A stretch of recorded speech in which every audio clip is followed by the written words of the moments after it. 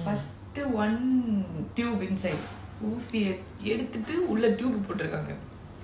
அடுத்து இங்கே ஒரு ஊசி அலர்ஜி ஆகுதான்னு பார்க்கறதுக்காக ஊசி போட்டிருக்காங்க. அலர்ஜி ஆனால் தான் நம்ம ஊசி போடணும். இங்கே ஒரு ஊசி, இது என்னம்மா, இது ஏதோ இதுவும் அலர்ஜி ஆகுதான்னு பார்க்கறதுக்காக போட்டிருக்காங்க. அப்புறம் பம்மில் ஒரு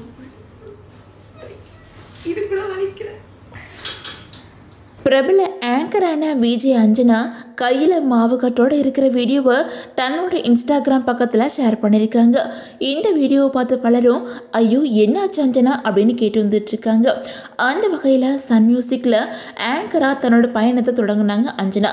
அங்கேயே பல வருஷமாக ஒர்க் பண்ணியிருக்கிறாங்க.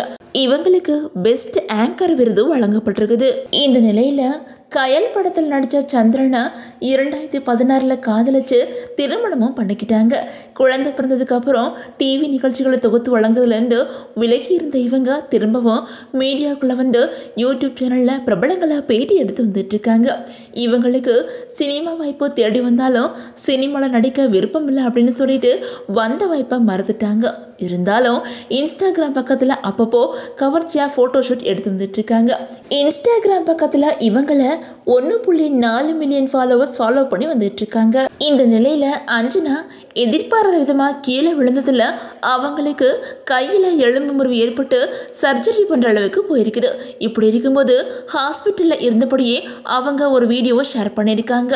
அதில் அவங்க என்ன சொல்லியிருக்காங்க அப்படின்னா, சர்ஜரிக்கு அப்புறமா மனதளவிலையும் உடல் அளவிலையும் சோர்வாக இருக்கிறேன். வீட்லேயும் கவனம் போகவே இல்லை. என்னோட வேலையெல்லாம் நின்று போச்சு. ஜிம்மில் நான் பண்ணின ஒர்க் அவுட் எல்லாமே இப்போது வீணாக போச்சு. நான் குணமடைய 6 வாரம் ஆகும் அப்படின்னு சொல்லிட்டு டாக்டர் சொல்கிறாங்க. காயத்துக்கு அப்புறம் நான் சகஜ நிலைக்கு திரும்ப இன்னும் 1 வருஷம் கூட ஆகலாம். நான் ரொம்பவே உடஞ்சி போயிட்டேன். ஆனால் எனக்குள்ளே சொல்லிக்கிட்டே இருக்கிறேன், அது சரியாகிடும், இது முடிவில்லை அப்படின்னு சொல்லிட்டு இருக்கேன் அப்படின்னு சொல்லிட்டு அந்த பதிவில் ரொம்ப எமோஷனலாக ஷேர் பண்ணியிருக்காங்க.